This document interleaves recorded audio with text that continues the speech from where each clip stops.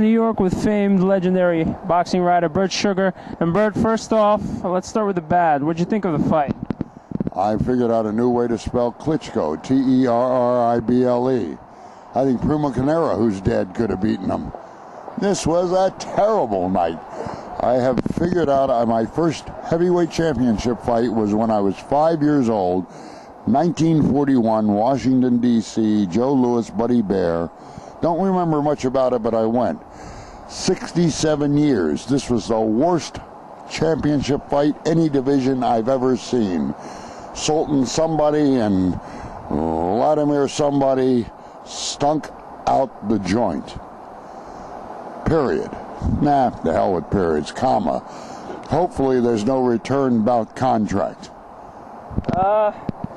Do you think that Klitschko is the best in the world right now, or do you care? I don't give a daggone. He is terrible. If he's the best heavyweight division, that might reinforce the fact the heavyweight division stinks.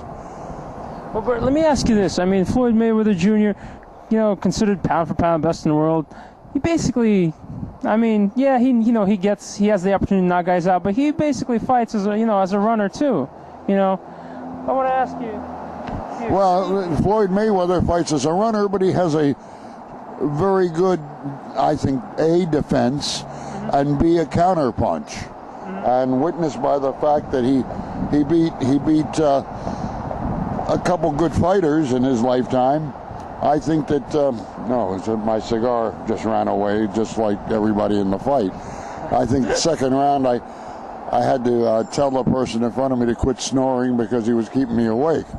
But I think that Floyd Mayweather is the best in the world today. That doesn't say much for the world today. I know Floyd thinks he's better than Sugar Ray Robinson. And that whirring sound you heard on the street just behind me was Robinson spinning over in his grave. Let me ask you this, Bert, while I have you here and not running away from me.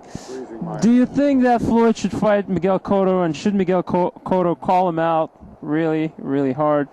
I think Cotto has. I'm not sure that Floyd will. I think Floyd would beat him, honest to goodness, though Cotto would give him a hell of a fight because Cotto looks like he's learning every fight. Floyd is excellent in a Pernell Whitaker way. And it's always hard to understand or appreciate defense. But I think I'm a fan of Floyd's. But the boxing game today ain't like it used to be. Meanwhile, I'm not like I used to be. But I remember what it was and what it is, and it's an echo of years gone by. Now, do you want me to say something about Michael Marley? Absolutely, but first let me ask you this.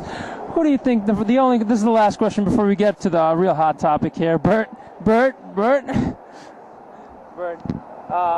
talking fantasy matchup. The two best trash talkers in the world right now. Right now? Yeah, right now. Zab Judah would be one. And probably Floyd Mayweather. But Muhammad Ali started all of it. And there's been no better trash talker. Though he did it with a tongue-in-cheek than Muhammad Ali. Now we've just got people trash talking. I have no idea what the hell they're talking about. Can you understand what James Toney says? Because he seems like he's really enthusiastic about it, but... James is a neat guy. He puts on this facade. I delight in James because he smokes cigars. But the same brand? No. James probably smokes up the brand. But James tries hard to be a trash talker. James at heart is a good man. I remember once he told me that he was head of a gang in Ann Arbor, Michigan. I went to the University of Michigan. If he found two people on the street at night, that was a big crowd. What gang, I asked him. I don't know gangs. But, James Toney is James Toney. You accept him for what he is, or you don't accept him at all. All right, here we go. Do you think the nickname White Gorilla befits Michael Marley? Well, Mike and I go back 28 years. I've counted them while we were talking. I've enjoyed Mike. I remember in Boston once I met his mother. But any guy goes to UNLV, how good can he be? But Mike Marley's good people. Thank you. All right, Bert. Did that cigar stick to your hand or no? I can't. All right, Bert. Thanks for your time. Thank you.